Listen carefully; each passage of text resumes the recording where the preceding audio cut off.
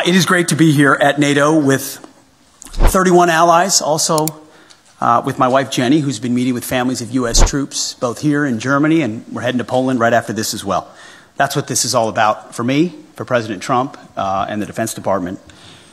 I also want to express a special thanks to the Secretary General Rutte, for your boldness, for your friendship, for your leadership, and most especially for your urgency of the matter at hand, which is great to see from the leader of NATO. Look forward to working very closely with him and his team. And before we're talking about what we've done at the ministerial, I want to reaffirm a few things from this podium. First, as we see it, NATO's strategic objectives are to prevent great power conflict in Europe, deter nuclear and non-nuclear aggression, and defeat threats to treaty allies should deterrence fail.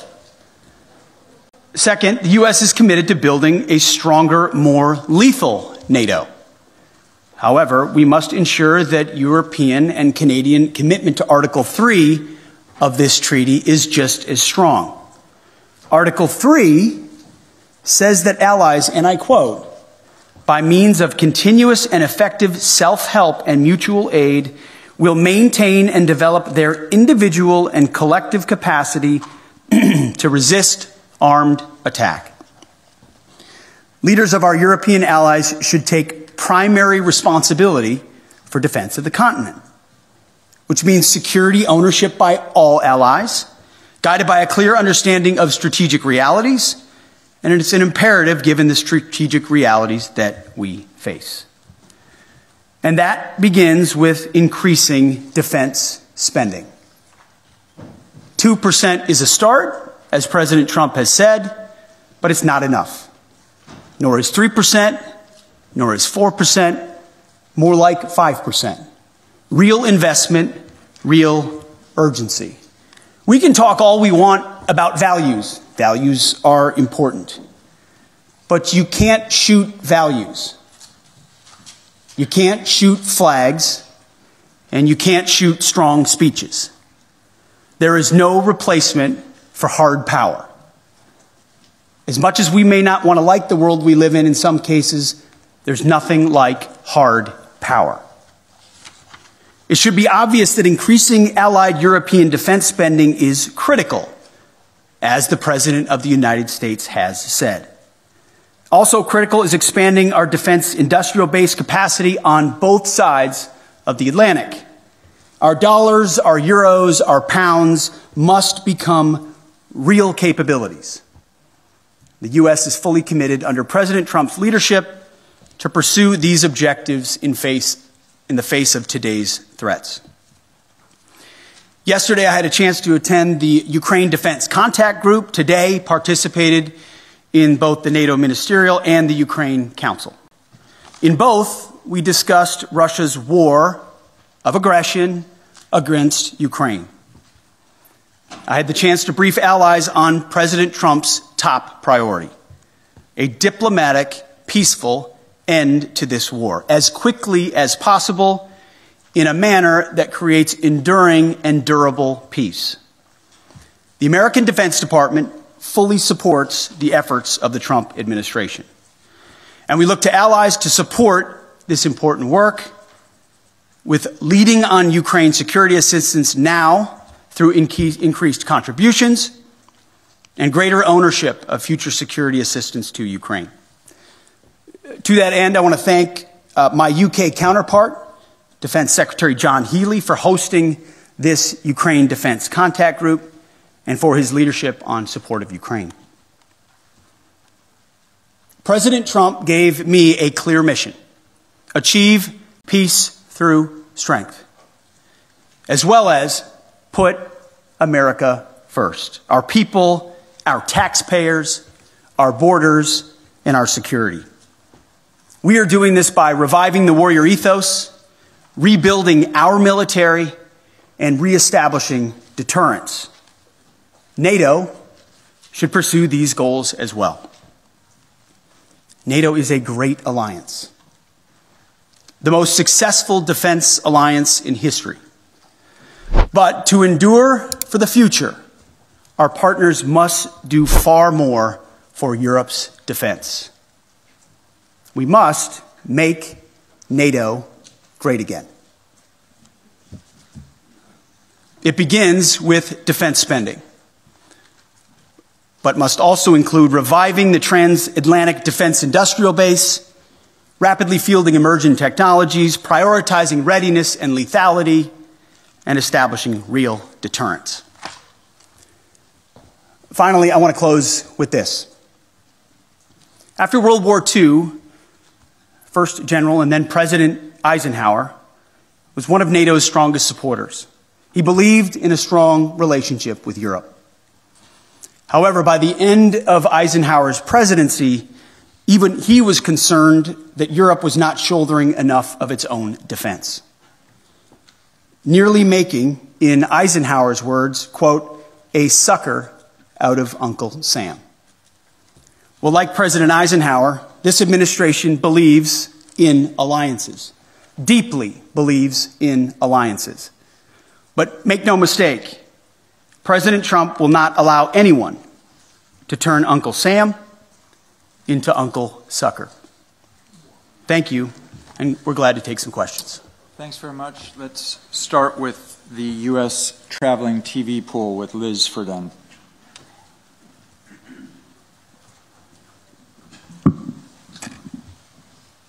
Thank you, Secretary Hegseth. You have focused on what Ukraine is giving up. What concessions will Putin be asked to make? Well,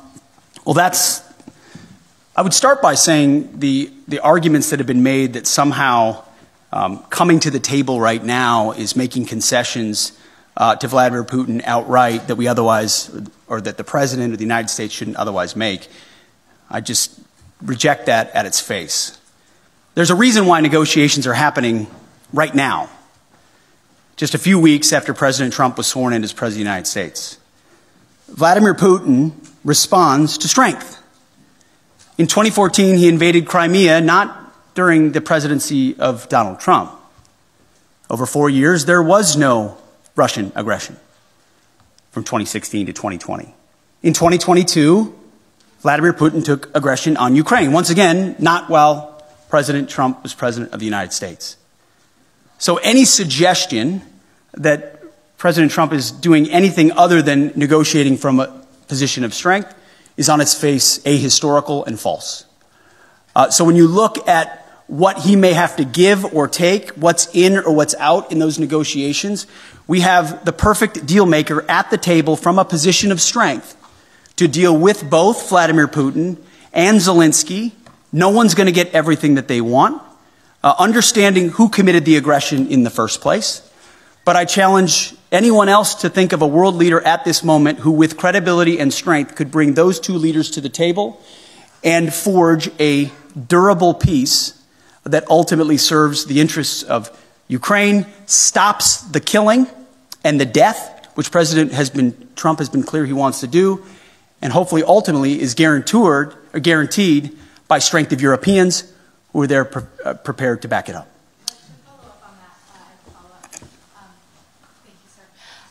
Why not invoke Article 5 then for the NATO peacekeeping forces that could potentially be deployed? How does that deter President Putin?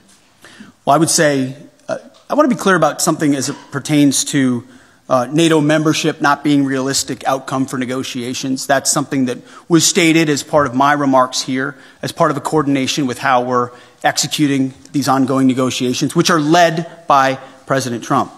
All of that said, these negotiations are led by President Trump.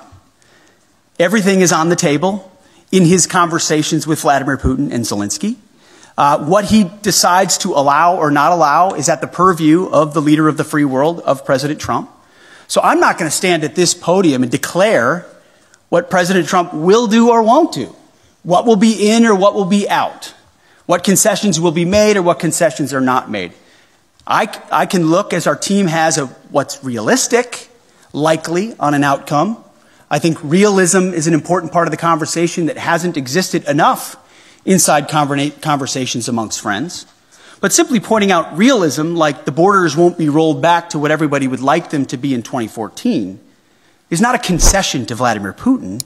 It's a recognition of the hard power realities on the ground after a lot of investment and sacrifice, first by the Ukrainians and then by allies, and then a realization that a negotiated peace is going to be some sort of demarcation that neither side wants. But it's not my job as the Secretary of Defense to define the parameters of the President of the United States as he leads some of the most complex and consequential negotiations in the world. Sticking with the U.S. press, let us go with Axios' Zach Basu, right in the far right. Thank you, Mr. Secretary. Given the position you've now staked out, what leverage exactly is Ukraine being left with, especially if the U.S. also plans to wind down its military aid? And then quickly, if a NATO ally is attacked by Russia or any country, will the U.S. unequivocally uphold its obligations under Article 5, regardless of that country's... Well, we've said we're committed to the alliance, and that's part of the alliance, right? You point out Article 5, you point out Article 3. It's just a cheap, I'm not saying it's cheap coming from you, but it's just a cheap political point to say, oh, we've left all the negotiating cards off the table by recognizing some realities that exist on the ground. President Zelensky understands the realities on the ground, President Putin understands the realities on the ground, and President Trump, as a deal maker, as a negotiator, understands those dynamics as well. By no means is anything that I state here, even though we lead the most powerful military in the world, hemming in the commander-in-chief in his negotiations to ultimately decide where it goes or does not go. Well, he's got all the cards he would like. And the interesting part is, oftentimes, while the conventional status quo mindset or the legacy media wants to play checkers, the same checkers game we've been playing for decades, President Trump, time and time again, finds a way to play chess. As a deal maker, as a businessman who understands how to create realities and opportunities where they otherwise may not exist. Take, for example, the conversations that our Treasury Secretary had in Kiev recently with President Zelensky, which will continue in Munich with our Vice President and Secretary of State, around investments and resources inside Ukraine. I don't want to get ahead of any decision or announcement that could be made there. It could be any number of parameters. But President Trump, as a deal maker and a businessman, recognizes that an investment relationship with Ukraine, ultimately in the long term for the United States, is a lot more tangible than any promises or shared values we might have, even though we have them. There is something to relationships and deals in real ways, whether militarily or economically or diplomatically, that he sees that are possibilities that could forge together a lot of opportunities to show that solidarity that Vladimir Putin will clearly recognize. That's one of any number of other opportunities that this president will leverage in these high-stakes negotiations. So I just reject on its face the premise that somehow President Trump isn't dealing with a full set of cards when he's the one that can determine ultimately what cards he holds. Great. Now shifting to the international press, we'll take the French wire service Agence France Presse with Max Delaney.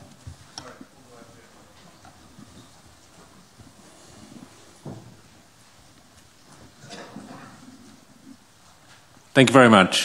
Secretary of Defense, you've spoken about trying to force both Putin and Zelensky to the table.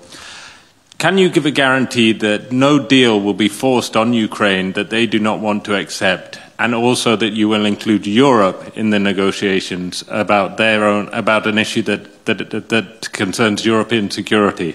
And can you tell us whether the US will continue to supply arms to Ukraine during any negotiations? Well, to the first part of your question, that's not ultimately my decision. The President will lead these negotiations alongside our Secretary of State, our National Security Advisor, and numerous other officials that will be involved. And ultimately, we've played our role in talking to our NATO allies about what that would look like. President Trump, I want to point out, I've got the truths right here that he posted, called both, in case we missed it, Vladimir Putin and President Zelensky. Called them both. Any negotiation that's had will be had with both. I also am very encouraged by what the Secretary General has said here. clearly attuned to the realities of the moment, the need for peace, and that the NATO alliance and European members will play a role in that. Ultimately, President Trump speaking to those two countries is central to the deal being made, but it affects a lot of people, of course. So I'm not going to be involved in those intimate diplomatic negotiations. That's for the pros atop the Trump administration who do diplomacy and negotiations. Ultimately, as security assistance, we have continued to provide what has been allocated. I think it would be fair to say that things like future funding, either less or more, could be on the table in negotiations as well. Whatever the president determines is the most robust carrot or stick on either side to induce a durable peace, understanding, obviously, the motivations that Vladimir Putin has had on Ukraine for quite some time. Thank you. We'll have a second international press outlet. We'll go with the German paper Frankfurter Allgemeine Zeitung with Dr. Thomas Kutschka. Thanks a lot, Thomas Kutschka, Frankfurter Allgemeine Zeitung. Good afternoon. Mr. Secretary, two questions, please. The first one regarding the new defense investment pledge. When you and President Trump speak about raising it to 5%, do you mean European allies only, or do you mean the US as well, which is currently at 3.4%, according to NATO statistics? And if the latter is true, when do you think the US could possibly reach the goal of spending 5% on defense? That's number one. Number two, you've said yesterday that Europeans need to take ownership of their own conventional security. So, should Europeans expect that ultimately the US would withdraw the bulk of their forces from Europe and just leave in place what is necessary for nuclear deterrence? I know there's a revision going on. I don't expect you to name any numbers, but maybe give us an outlook of what we should expect. Thank you. Thank you. I think nobody can or should contest the extent of America's willingness to invest in national security. We have a budget of $850 billion spent on defense. I'm in the business of ensuring that every dollar of that is used wisely, which is why we're pushing a Pentagon audit and making sure that we're cutting fat so that we've got more at the tip of the spear. 3.4% is a very robust investment, larger than most of our allies within NATO. Any defense minister or secretary of defense that tells you they wouldn't want more would be lying to you. I understand that. Ultimately, we have our own budgetary considerations to be had, but I don't think an unwillingness of NATO allies to invest in their own defense spending can be dismissed away by trying to point at the $900 billion that America has invested around the globe to include the NATO alliance and saying that's not enough. So ultimately, we are very much committed to the NATO alliance and to our allies, but without burden sharing, without creating the right set of incentives for European countries to invest, then we would be forced to attempt to be everywhere for everybody all the time, which in a world of fiscal restraints is, again, to get back to that word reality, just not reality. So, yes, we will continue to spend robustly. Our expectation of our friends, and we say this in solidarity, is you have to spend more on your defense, for your country, on that continent, understanding that the American military and the American people stand beside you as we have in NATO, but can't have the expectation of being the permanent guarantor, as I alluded to, from what even Eisenhower observed post-World War II. That shift has to happen. The peace dividend has to end. There are autocrats with ambitions around the globe, from Russia to the communist Chinese. Either the West awakens to that reality and creates combat multipliers with their allies and partners, to include NATO, or we will abdicate that responsibility to somebody else with all the wrong values. You mentioned Europe. We have not said in any way that we're abandoning our allies in Europe. There have been no decisions based on troop levels. Again, that's a discussion to be had by the commander-in-chief in these high-stakes negotiations. And that would most likely come later on.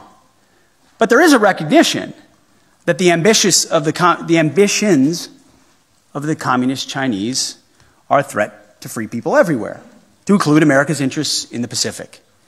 And it makes a lot of sense, just in a common sense way, to use our comparative advantages. European countries spending here in defense of this continent, in defense of allies here, against an aggressor on this continent with ambitions. That strikes me as the right place to invest. And I don't say that in a condescending way. I say that in a common sense, practical way. Investing in defense on the continent makes sense. We support that as well.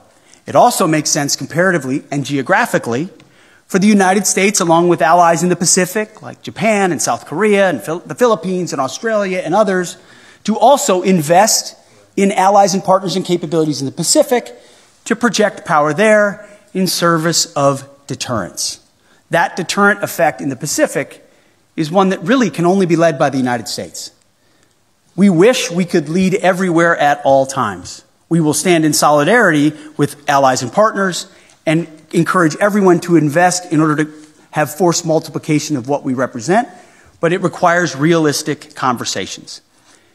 Those with disingenuous motives in the media, I don't mean to look at you, I'm just saying anyone that suggests its abandonment are trying to drive a wedge between allies that does not exist. We are committed to that NATO alliance.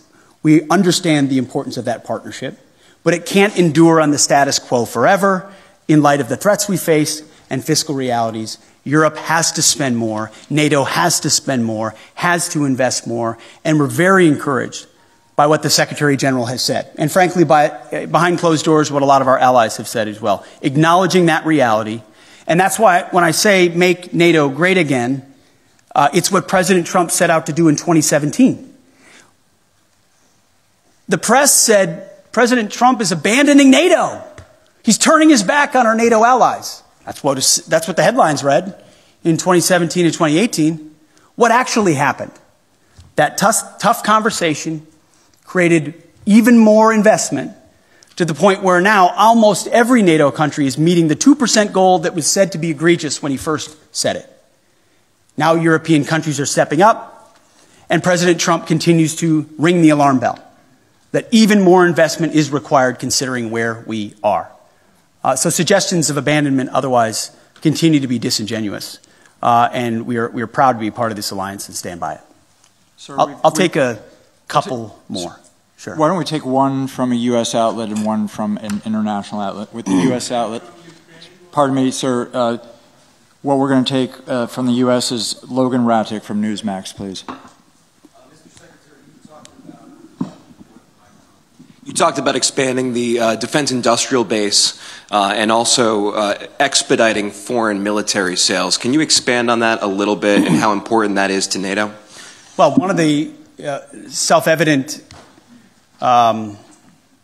conclusions of the war in Ukraine was the underinvestment that both the European continent and America has had, unfortunately, in the defense industrial base. The ability to produce munitions, emerging technologies, rapidly and field them, was a blind spot exposed through the aggression against Ukraine. Ukraine has responded to that, as we've had a chance to listen to a great deal. Europe is responding to that, and so is America. We have to do more to ensure, whether you call it the arsenal for democracy or defending the free world, if America can't build and export and build and provide rapid capabilities because we're too stale or static or bureaucratic or the Pentagon is bloated, then we're not able to field the systems we need in the future. So deep and dramatic reforms are coming at the Defense Department with the leadership of President Trump to ensure that we're investing robustly in our defense industrial base. A great example is shipbuilding. We need to vastly increase our ability to build ships and submarines, not just for ourselves, but to honor obligations to our allies as well. And we will do that. Foreign military sales is another thing I mentioned this morning with the Secretary General. We have, for a long time, been the country, by, with, and through, that our allies are able to supply major platforms and weapon systems like the F-35 and the Patriots and others. Whatever the system is, we need to reform that process so it's quicker, So a request today isn't delivered 7 years from now, but 3 years from now with less red tape and with the most efficient and effective technology possible. We hear that from our allies, and that's part of being a good faith partner, is we're going to invest in our defense industrial base. We're going to make sure foreign military sales are as rapid as possible, which again is a force multiplier for American power, which is something we want to do in a contested world. For our final question, we'll go to an international outlet, the Japanese service NHK, with Tsuchiyo Sugita, please. Sachio from NHK, the Japanese TV station. Thank you very much. I would like to ask about China. As you mentioned that U.S. will be prioritizing in deterring China. What role will you be expecting like Japan and IP4 countries to play in this context? Sure. I mean, first of all, I would point out that President Trump has expressed a strong relationship with Xi Jinping. We don't have an inevitable desire to clash with China. There's a recognition that there are divergent interests which lead to a need for strength on the American side to ensure our interests are advanced, and that ultimately any aggression is deterred. That's a real thing, but we don't feel like conflict is inevitable and certainly don't seek conflict with China, and that's why President Trump has that good relationship with Xi Jinping. But it was prudent for us to work with allies and partners in the Pacific to ensure that that deterrence, hard power deterrence, not just reputational, but reality, exists. And that's why a lot of my first phone calls as Secretary of Defense were to Pacific allies, to Australia, to Japan, to South Korea, to the Philippines, and others, and will continue, because that, just as this alliance in Europe is critical, working by, with, and through allies and partners in that region who understand the reality of the ascendant Chinese threat will be critical. It can't be America alone. It won't be America alone if we are to deter that. So it is a focus. I've articulated that from day one. America achieves strength, whether it's in peace through the Ukrainian conflict or deterring it in the Pacific through strength. There's a reason why Donald Trump emphasizes peace through strength at every moment. My job alone as the Secretary of Defense is to ensure he has the strongest, most capable, most lethal military possible. Heaven forbid we have to use it. It's meant and built for deterrence. But if we have to, we can close with and destroy our enemies and bring our men and women home with success as quickly as possible. Thank you very much for being here. Thank you, everyone.